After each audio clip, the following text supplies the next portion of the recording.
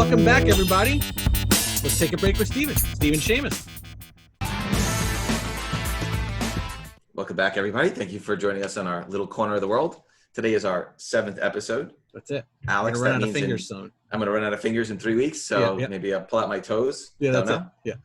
I have my ACE hat on. I'm ready to go. You have your ACE hat on. You're ready to go. So let's get right to it, Alex. What do we got going on, man? Yeah, let's talk about something fun. Recalled comics. I know, it's interesting, right? So you work at Midtown. Yeah. You worked at Midtown. I worked at a shop years and years ago. So what happens? You get these books in, and Marvel or DC puts out a APB saying, hey, wait a second, guys. Don't put these out. Send them back. What does the store do? I mean, it's funny because when recalls happen, so the way shipping works is it's not all comics are coming from one place. Some of them are coming from Canada. Some of them are coming from the West. Some of them come from the East. So some stores get them, and sometimes the distribution can stop it before they get out the door. So they'll put an APB, hey, we want these comics back, don't send them out because there's something wrong with them. Pull them because they get them the night before, and it's already, the APB is out by the time they started shipping, which is a few days earlier. Now, don't some of these stores, aren't they like a little clever where they're like, oh, wait a second, if everybody's shipping these things back and they're shipping me a new copy, maybe I'll put a couple on the side, and they sold, they got lost, they found their way. Sometimes, but a lot of times you have to return those to get to the copies that you're going to sell through in the store. So a lot of stores have to put it back. Sometimes, you know what happens. Hey, I only got 8 out of the 10 that you sent me. By the way, which is not unusual anyway. Right, yeah. Just, I've opened up boxes in the comic shop, and they're wrong all the time. So That's not unusual. Okay, so let's take a look at some of these books that are more well-known for being recalled. Let's talk about them a little bit. Some I think are on the rarer side. To your point, is they were not as readily available. Some made their way out the door. Some didn't make their way out the door. So let's take a look at some of these. 1999, Elseworlds 80-page giant. Oh, that's a good one.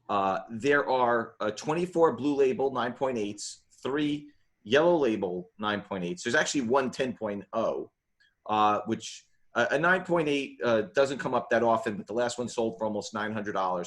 What happened in that book that DC had to get that book back? That Elseworlds giant, it was 80 pages, so it was square bound. It was a floppy cover, but it was square bound. But there was a story in there with Kyle Baker where it's essentially Superman's babysitter, and at one point she's trying to figure out where to put him, and he ends up in the microwave, and the microwave turns on, and obviously nothing happens. It's Superman, and he's fine. But by the time it got put out and was hitting the streets, I think they recalled him because they thought that was a little insensitive, putting a baby in a microwave, although it was Superman. Got it. And in the subsequent version, well, they finally released it. I mean, after they recalled these books, it's been reprinted in trade paperbacks. It was digital. I mean, with the microwave. With the microwave, yes. But the original book that was the recalled. That book is very hard to find. Got it. Got recalled, but they left it out there and they didn't reprint it. Yeah. Got it. Yeah, $900 for a 9.8 for sure. Yeah. Okay, the next one. I remember this one. This one was recent. 2008, Action Comics number 869. Yeah. The CGC, there's 230 blue label 9.8. So clearly the retailers didn't ship those back. There. Yeah. 19 yellow labels 9.8. There's actually one 9.9. Those sell between $275 and $350. Apparently there was a beer label on the cover, Alex. What was going on there? I mean, so the Elseworlds one was recalled for interiors, but this was the Superman Action Comics was recalled for a cover. So it's more obvious than the other one. Superman, Clark Kent, having a soda with his dad, but the label says beer on it, and you can obviously read it. It says OOT beer, so it's root beer. I mean, that's what they're going for. Got it. But people complained, so they recalled them and then redid the cover with soda pop. Got it. So that book seemed to have made its way out there. It doesn't seem to be as rare, but it's still a decent price, $275 to $350 for that book. It's not nothing. This next one is very, very difficult to find. The population on it is not like super low. So Electra Volume 2, number 3 from 2001, 19 years ago. Apparently there was it's marked as nude or risque, a 72 blue label 9.8s, 14 yellow label 9.8s. It was a Greg Horn cover. Why is that book so hard to find? And I kind of looked at it. What am I looking for there? There's a panel inside the book where Elektra is having conversation and she's naked. So it's very risque. It's not full frontal. It's not anything that you and I would consider, oh my goodness, this blows me away. But it was enough to make people worry, so they had to recall them and redo the book. I mean, those Elektra, that was the Marvel Knight stuff. Those Elektra books, I don't think they were super popular at the time. So that could be why the numbers were a little bit lower than as you see.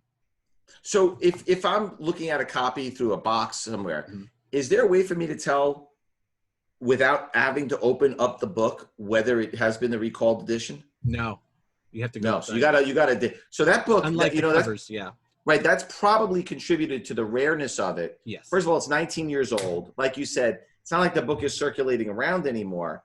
You're right. It didn't have a high print run on it. So even trying to find one at this point, you'd have to locate a copy of the book and then physically open it up, which really probably makes it very difficult. I have not seen a copy for sale. I don't know what they would sell for. So if you get a chance out there to go to a convention at some point, or go to a local comic shop and they have back issues, maybe take a chance. I mean, I'm assuming the stores have picked through it already, but you never really know. Again, if you're looking for a specific panel in a specific book, who even knows, right? Yeah, it's tough. Interesting. The next one, 2015, Spider-Gwen #1. It's a Whilce Portacio misprinted logo. The book was an exclusive for Comic Kings and the Tidewater Comic Con. Yeah, Tidewater, Virginia. Yeah, there are 88 blue labels and 80 yellow label 9.8s. I will tell you, now that book sells for around $200. You and I have discussed this before. When a book is a show exclusive or a store exclusive, it doesn't go through the same distribution patterns that a regular comic goes through. Oh, I ordered 20 copies. Somebody gets a book from a factory. They open up the box. They take out 20 copies. They put it in another box. They wrap up the box and they ship it. There's handling involved. When somebody orders an exclusive, and usually the minimum copies on exclusives, in my experience, have been around 3,000 copies. Yeah. Typically, they ship you 15 cases of 200 books. You open them up, and the people, like the showrunners, sometimes if they're going to look for 9.8s or signature series 9.8s and they pre-screen the books, they're very easy, right? You sort of take out a stack, you go through them, and you pick out the best copies. So we discussed it with the Hulk a few weeks ago. So the pop is higher on that book than it probably would be on a normally distributed book. It's still a $200 book. But what was the misprinted logo on the Spider-Gwen? And she's a hot character right now. Yeah, and it's a cover misprint, so it's a little bit easier to find, although it's a tougher misprint.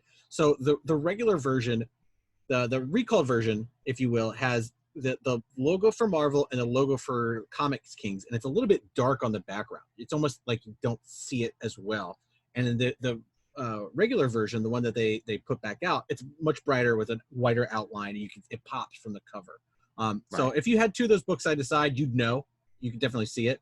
But it's one of those things that it's not super easy to see, but you can see the difference. I would bet you, they got the 15 cases in, they got a call. Oh, it's been recalled. They're like, oh, one box is already given out. Right? Yeah. I'm just kidding, by the way. Just kidding. I don't want anybody to come after us. Okay. The X-Men Gold #1, I do remember that one. Yeah. But they never corrected that issue. It was only corrected in the subsequent trade paperbacks at the time. There was some religious references that were not obvious because they were not in English. Right. So it got missed. Yeah. Right. So we won't really talk about that one too much, only because it was technically recalled, but there was never a corrected version. It was only corrected in the trades. Yeah. The next one, this one I remember. This one is super expensive. 20 years ago, League of Extraordinary Gentlemen #5 with the Marvel ad. Yeah.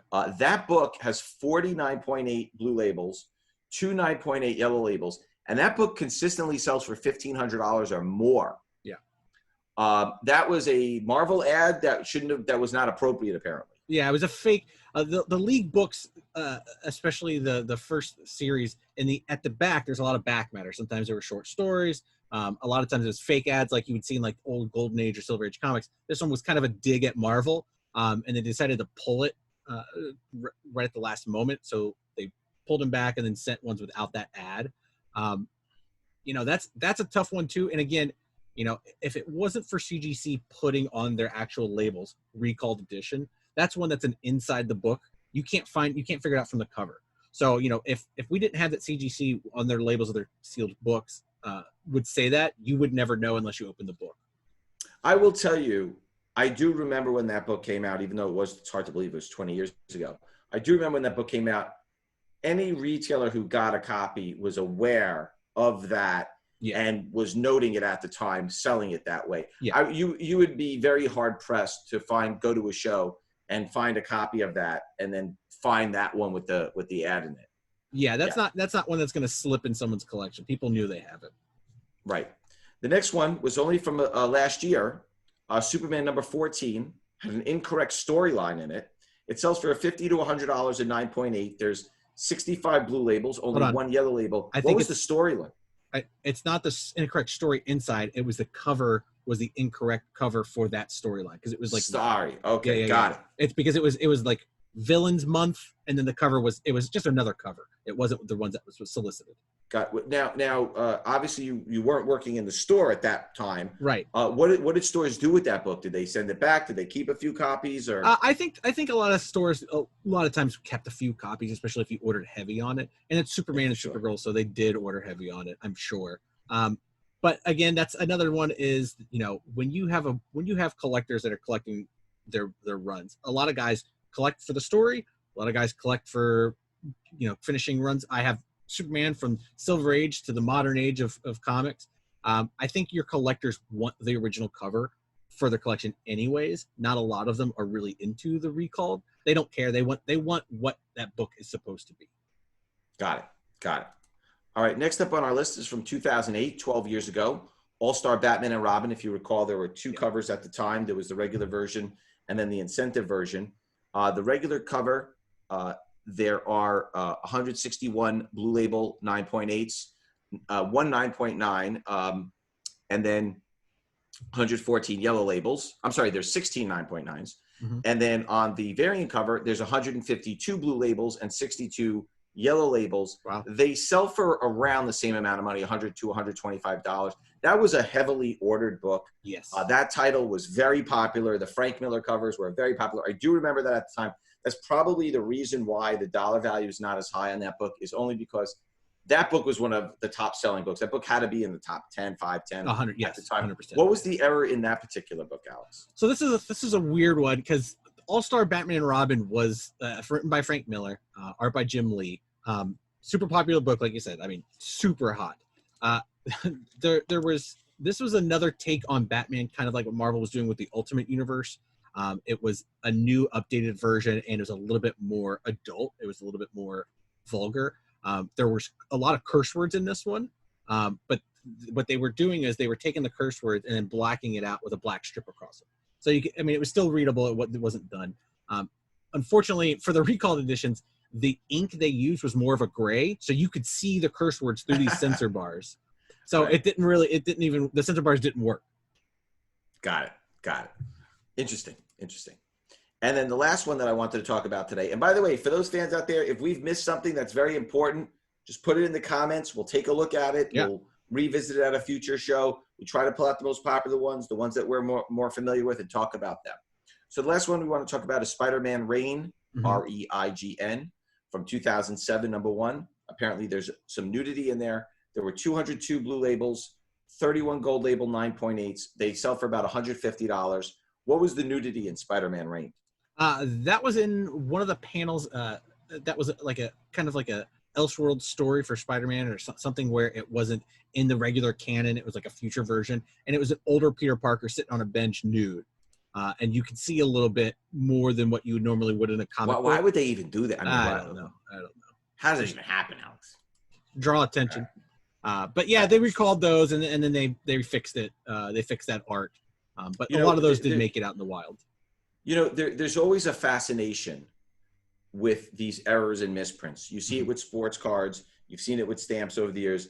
There is this fascination. There's been a resurgence even in the sports card market with the Frank Thomas no-name rookie, with the Billy Ripken F-face error. So for some reason, there is a fascination with, we made a mistake. We're trying to fix it. And at what point did a few copies leak out? Did a lot of copies leak out? Did no copies leak out? So it's always fascinating. There is always a fascination with this particular category. And I thought we'd have some fun with that today. Yeah, so there's entire websites just for recalled comics. Yeah, and by the way, not just even recalled comics, and we'll get to this at a future show, which is, variations like the reverse negative UPC codes, the Justice League test logo, the Firestorm test logos, the Robin #1 with the newsstand edition, some of the third prints of the Hulk where it's a different color variant. Like there's a lot of anomalies over the years, and we'll sort of lump them together as an anomaly show that I want to do in the future. It'll be a lot of fun because there's a lot of books that fall into that category that, people like, hey, why is that Robin #1 $2,000? Well, you'll see why. So that's pretty cool. All right, Alex, what do we got next? Let's talk about something that's extremely hot right now, the Miss Marvel books. Yes. Super hot. So what is it, before we get into that, obviously, take us through the history of the character from where she started to where she is today and the Captain Marvel connection there. Yeah, so the original Miss Marvel #1 that came out in the 70s was Carol Danvers, who we know now as Captain Marvel through the MCU and all that fun stuff. Miss Marvel Carol Danvers lasted up until about the aughts, the late 2000s, early 2000s. She passed the mantle to Kamala Khan, who is now Miss Marvel, and that's the Miss Marvel that when everybody says Miss Marvel in the comic world, that's who they're talking about. Same thing with Captain Marvel. For years, Captain Marvel was Captain Marvel, the 60s Kree warrior. That was Captain Marvel. Now Captain Marvel is Carol Danvers, and that's who the Captain Marvel we know now. So let's take a look at some of the things that you had mentioned. Ms. Marvel #1 from 1977. That is the first appearance of Carol Danvers, who we all know as Captain Marvel, played by Brie Larson in the films. That is her first appearance as Ms. Marvel. That's a very, very popular book. Yes. There are 287 Blue Label 9.8s, 25 Signature Series 9.8s, probably mostly Stanley, I would assume. Those books sell for between $900 and $1,000. Yeah. It's a very popular book. It's a staple book. It's one of those books where people who are sort of completists or set collectors, or if you're somebody who's collecting and you collect runs or sets of any kind, that book is a staple in your collection. And I think that's why you've seen that price even at that. Yeah, and Carol Danvers has been since the 70s. She has been a heavy hitter in the Marvel universe all the way up until today. She hasn't gone anywhere. She might have disappeared. She might have not had a show. She might have not had her own comic series, but she's been around. She's one of the main heroes. And then there's an anomaly in the series that I want to talk about, because a lot of the other issues, they sell for normal pricing. Ms. Marvel #3 has a very, very low pop. I don't know if there's some printing defects with it, or for whatever particular reason, there are only 14 Blue Label 9.8s, 0 Yellow Label 9.8s, and that book sells between $450 and $500 if you can find one. There's only 14 copies. It has a much, much, much lower pop than all of the other Miss Marvel books. So that's an interesting one to take a look at. If you could find a raw copy, notice people are not even thinking about it. So out there, if you could find a Ms. Marvel 3 in a very, very high grade, maybe get it pressed or cleaned, you could have a real gem on your hands there. Yeah, I think that issue was written by Chris Claremont, and by then he was just the X-Men guy. So I think that might have been one where people it was low printed because it was after 1 and 2, which are always printed higher. And then the Chris Claremont completists want to pick those up. Yeah, so that's just one of the anomalies we should take a look at. So then, Alex, then the 2006 series came out, and for some reason it just did not strike a chord with collectors. It's not what people wanted. It's not the version of the character that resonates. Okay, and then, Alex, then we get to 2013, when she makes a 1-page cameo in Captain Marvel #14. Yeah. Now that book sells for $350 to $400, and there are 400 blue label 9.8s with 15 yellow label 9.8s. So again, it's like that Hulk 180, Spider-Man 298. It's that cameo, not the main first appearance, right? Which we're going to get to in a second. Then you get to the cover of all covers, yes, which is Captain Marvel number 17, the second print. Yep. Okay, that book came out in 2014. It's only 6 years old. There are 211 blue label 9.8s, 9 yellow label 9.8s. That's the definitive cover. That is like the ultimate Fallout 4 second print Pichelli cover, where you have the character front and center. Yeah. Alex, are you sitting down? The price for that book is $1,350 to $1,500. Wow. 9.8. Wow. That might be the most expensive second print. If not the most expensive subsequent printing, at least top 5. Yeah, we have to do some research on that, Alex. Yeah. We'll catch up on a future show on that. Yeah. All right. And then after that, in 2014, you have the all-new Marvel Now .1 number 1, which is the first full appearance of Ms. Marvel, Kamala Khan. Yeah. There are 180 blue label 9.8s. There are 4 yellow label 9.8s. And that book is $300 to $350. Yeah. They didn't really print that book in a big quantity, did they? It was actually, surprisingly, they did. That was a really big push by Marvel to introduce new stories and new comics for everybody. So that Marvel Now .1 number 1 had many stories inside of it. There was a story with Wolverine. There's a story with Nick Fury. So there was a little bit of everything. It was a try book. You give this to your customers. Oh, you haven't read Marvel in a couple of years? Oh, try this out. See if there's anything you like. And a lot of books spawned out of that issue. Got it. Now, when you get to the 2014 series of Ms. Marvel, there's a lot of versions. There's a lot of variants. So we're going to try to dissect it for you.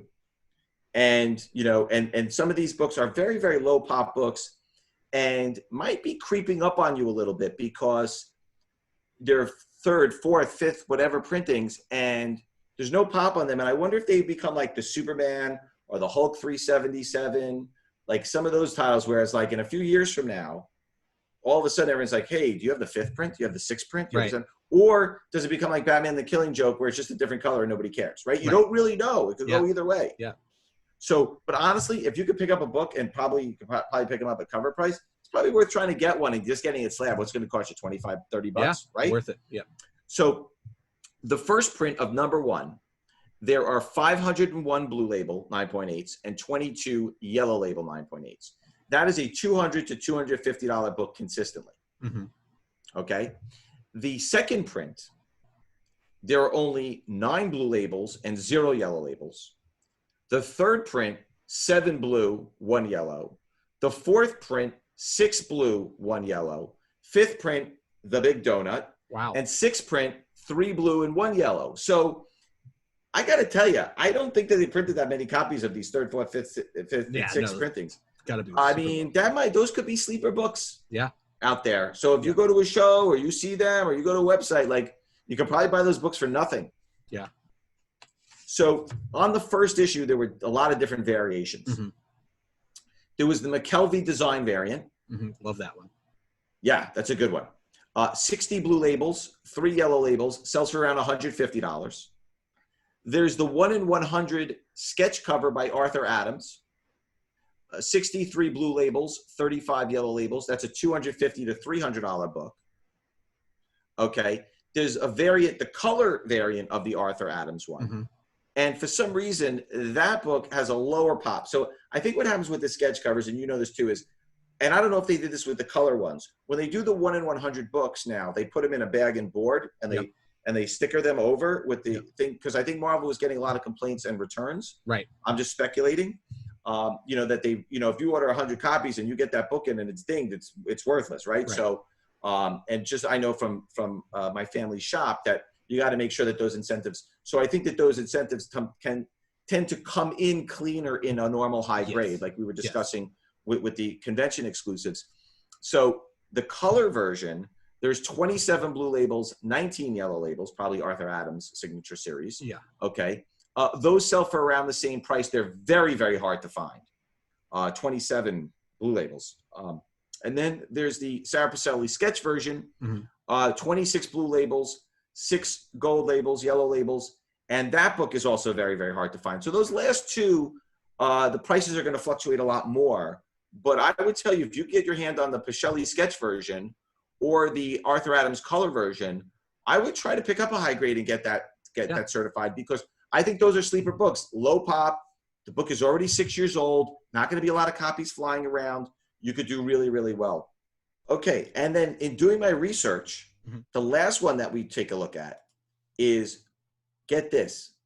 If anybody can find a copy out there, Ms. Marvel #2, the 1 in 50 Jorge Molina variant. Yeah. Okay. In 9.8, there are only 9 blue label 9.8s. There's zero yellow label 9.8s.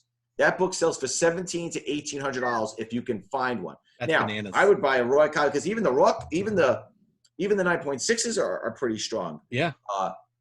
And I did research on all the other Ms. Marvel books. For some reason, that particular book, whether it's the cover image, listen, Jorge's been a friend to the show for many years. He's a tremendous artist. That book seems to have struck a chord with people as being the cover that everybody wants. Yeah.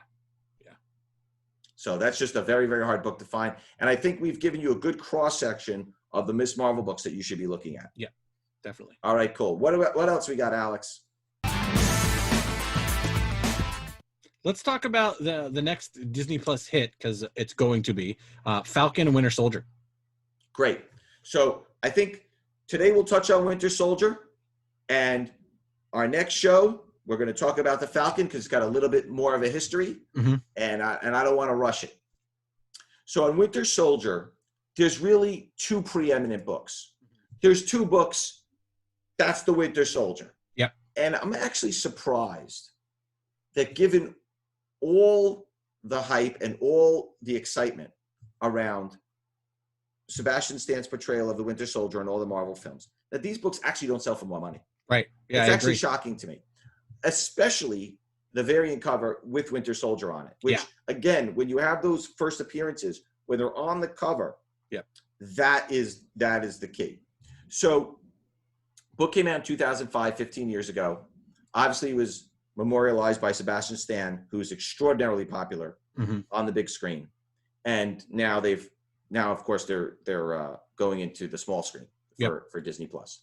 So that book, the regular cover, 309 blue label 9.8s. Not a lot, Alex. Nope. It was a very popular book too. Very popular book. It's Captain America title, 60, and Steve Epting, of course. 66 gold labels, yellow labels. That book sells between $200 and $250. By the way, that's a steal. Yeah, I'd pick them up. Yeah, I'd pick it up. That book is great. Yeah. The second book, which I think is better. Yes, that covers much. Because the Winter Soldier is front and present. Yes. On the book. That has a population very similar, slightly lower. 262 blue labels, 41 yellow labels. That book sells for $200 to $250. That book should be way higher. Based on all the other pricing that we're seeing and all the other run-ups and everything that we're seeing, I don't know how that book is not way more. That character is extraordinarily popular. Yeah. It's one of those. It's also one of those characters that the fans cosplay a lot. Oh yeah. Right. You see a lot of cosplayers dressed as metal Winter arms. Soldier. Yep. With the metal arms that people love to bring in the metal tin arms. foil sometimes. Right. Yeah. We see that. So those are really the 2 books. And quite frankly, all the other Winter Soldier stuff doesn't really compare to those 2. I would say there is a new series out, a comic series that just came out last year, Falcon and the Winter Soldier. You may want to start picking those up, but that's too recent of a new series to sort of have any steam on it yet. Yeah, but they're still cover price. Right. Get them while they're not hot. Bake them. Couple bucks here and there, and then you never know what's going to happen. At some point, people are going to be looking to pick up this Winter Soldier stuff. Yeah, that's great. So, Alex, I think that does it for today. That's it. We got it. We did it. So we'll see you next week. Same bat time. Yep, and same bat channel. Great. Thank you, everybody. Have a good one. Thanks, guys.